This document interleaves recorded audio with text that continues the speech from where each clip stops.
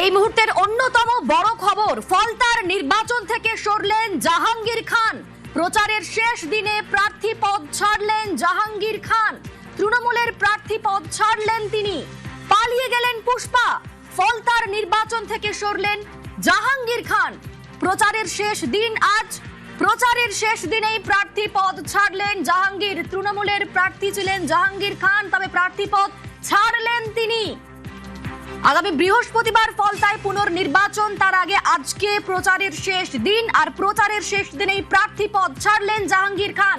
আমাদের সঙ্গে রয়েছেন প্রতিনিধি আনিস উদ্দিন। আনিস উদ্দিন, কি বলছেন জাহাঙ্গীর খান?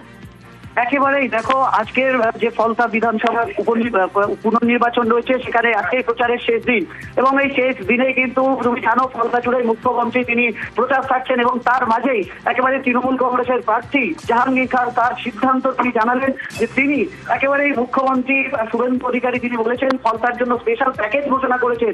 তাই তিনি ফলতার ভূমিপুত্র, তিনি চান যে ফলতার সোনার বাংলা হোক, ফলতার সোনার পুড়ে যাক। সেজন্যই তিনি তার এই নির্বাচনী প্রতিদ্বন্দ্বিতা থেকে তিনি সরিয়ে নিলেন, এমনটাই কিন্তু তিনি জানিয়েছেন।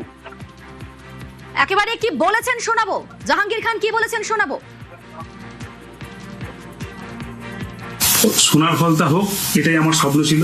সম্মানীয় মুখ্যমন্ত্রী ফলতা উন্নয়নের জন্য স্পেশাল প্যাকেজ দিচ্ছে, সেই জন্য আমি আগামী 21শে মে যে রিপোল আছে, সেই রিপোলের কন্টেস্ট থেকে আমি নিজেকে দূরে সরিয়ে দিলাম। এই মুহূর্তের অন্যতম বড় খবর, ফলতার নির্বাচন থেকে সরলেন জাহাঙ্গীর খান। প্রচারের শেষ দিনে প্রার্থী পদ ছাড়লেন তিনি। তৃণমূলের প্রার্থী পদ ছাড়লেন জাহাঙ্গীর খান।